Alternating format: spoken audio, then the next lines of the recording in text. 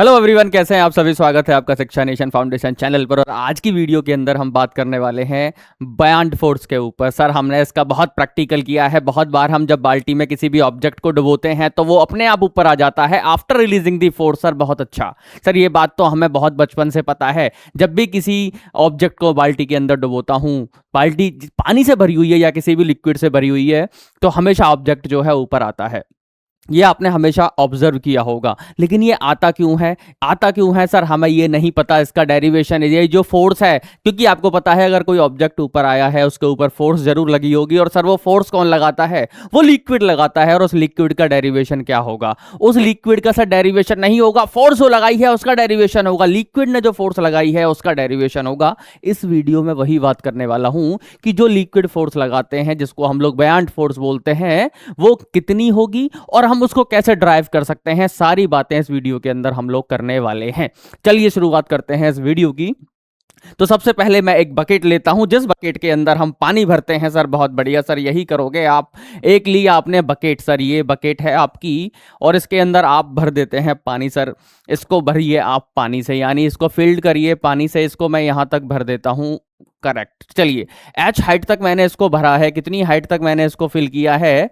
H height तक मैंने fill किया है। और एक बॉडी है, एक बॉडी है जिसको जिसको इसके अंदर डालते हैं। किसके अंदर डालते हैं? बाल्टी के अंदर। तो एक सिलेंड्रिकल बॉडी मैंने ली जिसको इसके अंदर हमने डुबो दिया है। चल, बहुत बार ये क्वेश्चन ओलंपियाड से पूछे जाते हैं कि बॉडी कितनी डूबी हुई है तो बयान्ट फोर्स कितनी लगेगी। बॉडी आधी डूबी हुई है तो बयान्ट फोर्स कितनी लगेगी। बॉडी 2/3 डूबी हुई है तो बयान्ट फोर्स कितनी लगेगी। पानी के अंदर बॉडी कब डूबेगी, कब फ्लोट करेगी। इस तरह के न्यूमेरिकल्स तूने बहुत देखे होंगे, तुझे बहुत सताया है उन न्यूमेरिकल्स ने। लेकिन इस वीडियो के बाद तेरे सारे डाउट्स क्लियर कर दूंगा, गारंटी है मेरी। इस बॉडी को मैंने अगर पानी के अंदर डुबोया है तो आपको पता है यहां से यहां तक इसकी H1 मान लीजिए और यहां से यहां तक इसको आप H2 मान लीजिए। सर बिल्कुल बहुत बढ़िया, सर बिल्कुल बहुत बढ़िया। तो अगर आप देखते हैं प्रेशर, प्रेशर क्या होता है सर? फोर्स बाई एरिया होता है। फोर्स बाई एरिया होता है। तो फोर्स को मैं लिख सकता हूं P इंटू ए। सर ये तो हमें बचपन से पता है, क्लास 6 से हम लोग पढ़ रहे हैं। यही होता है, फोर्स होता है प्रेशर इनटू एरिया। तो प्रेशर का फॉर्मूला बहुत बता चुका हूं, पहले बहुत डिस्कस किया है हमने। सर रो जी एच होता है, रो जी एच, यानी प्रेशर डिपेंड करता है हाइट के ऊपर। अब जब इस बॉडी को आपने पानी के अंदर डुबोया है तो इस पर चारों तरफ से फोर्स लगेगी। ऑल पॉसिबल डायरेक्शन से फोर्स लगने वाली है इस बॉडी के ऊपर। फोर्स कहां कहां से लगेगी सर, आप बताइए जरा। फोर्स कहां कहां से लगेगी? फोर्स यहां से भी लगेगी, फोर्स यहां से भी लगेगी, फोर्स यहां से भी लगेगी और फोर्स यहां से भी लगेगी। अब जरा देखो, केवल साइड वाली फोर्सेस को देखना, साइड वाली फोर्सेस को देखना, गौर से देखना। साइड वाली फोर्सेस का इक्वल एंड ऑपोजिट है। सर कैसे इक्वल एंड ऑपोजिट है?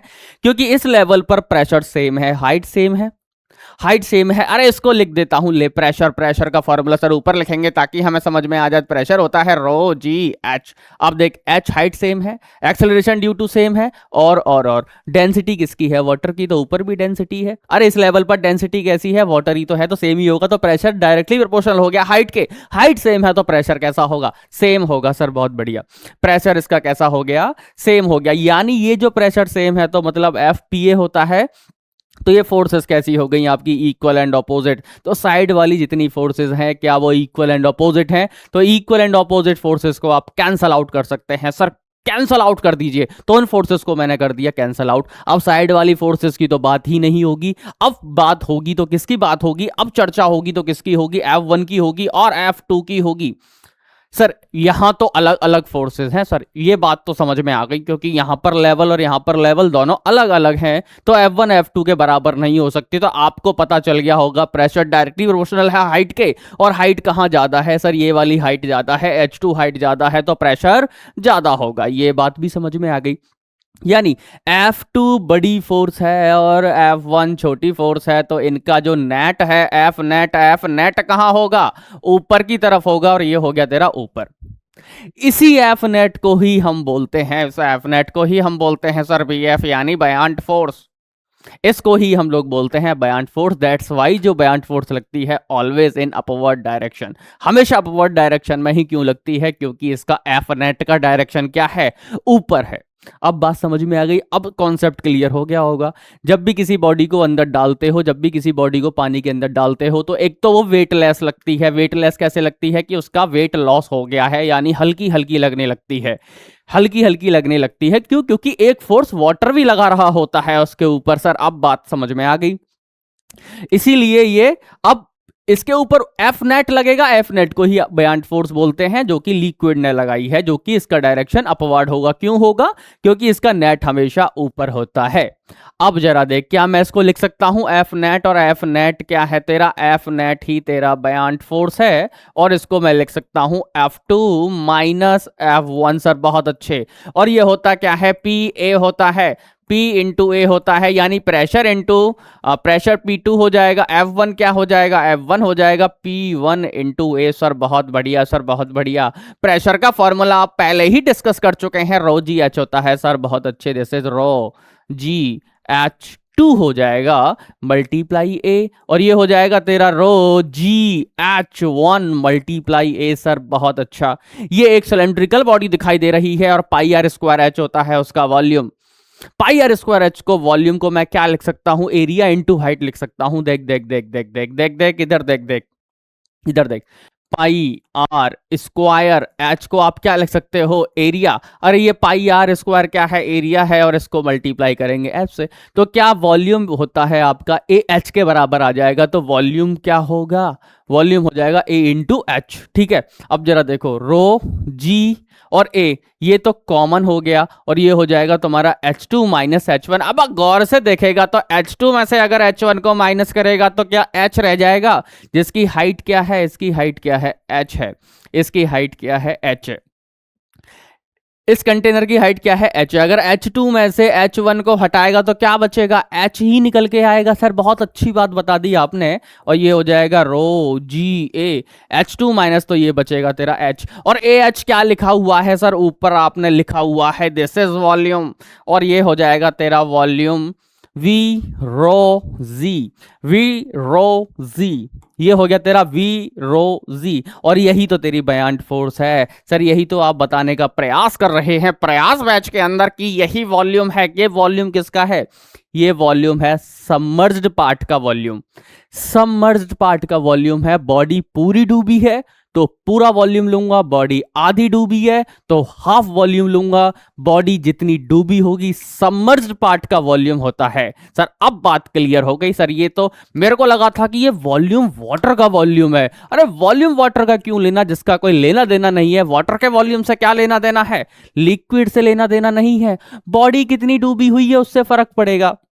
और ये डेंसिटी किसकी है? लिक्विड की डेंसिटी है। लिक्विड कौन सा लिक्विड है? अभी इस पानी की जगह में अगर हनी भर दूं तो क्या होगा? क्या होगा? क्यों? क्योंकि फोर्स बढ़ जाएगी यार, डेंसिटी बढ़ जाएगी ना। डेंसिटी अगर हनी की बात करोगे तो डेंसिटी उसकी बढ़ जाएगी। और ये किस पे रखा हुआ है? अभी अर्थ पे है, तो अर्थ पर 9.8 लेंगे, और इसको अभी मून पे लेके चला जाऊं तो जी कम हो जाएगा, यानी बयान फोर्स की वैल्यू भी कम हो जाएगी। तो याद रखेंगे बयान फोर्स जो होती है which is equal to V rho g. ये क्या है? सबमर्ज्ड पार्ट का वॉल्यूम है। सर लिख दीजिए एक बार, दिस इज वॉल्यूम ऑफ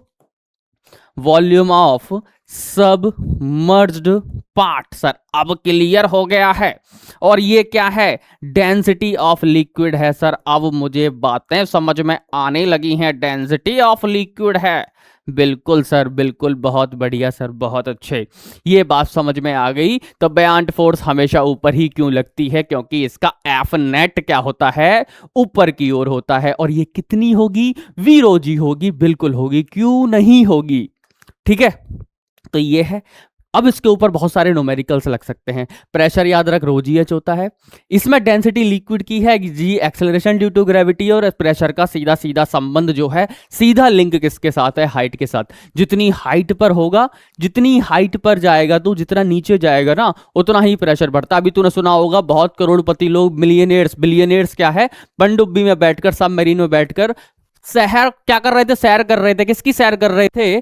पानी के अंदर घूम रहे थे, समुद्र के अंदर। तो जैसे जैसे उनकी सबमरीन पानी के अंदर जा रही थी ना, तो आपको पता है हाइट बढ़ रही होगी। अरे सबमरीन जब पानी के अंदर जा रही होगी तो हाइट बढ़ रही होगी, तो प्रेशर इंक्रीज हो रहा था। और प्रेशर इतना इंक्रीज हो गया था एक टाइम पर कि वो जो सबमरीन थी, पनडुब्बी थी, वो क्रैश हो गई थी और उसके अंदर ही वो सारे मारे गए। तो मिलियनेयर्स भी उसके प्रेशर की वजह से मारे जा चुके हैं। आपने खबर पड़ी होगी ना, अरे 1 साल पहले की ही बात है, 1 साल या 6 महीने पहले की ही बात है।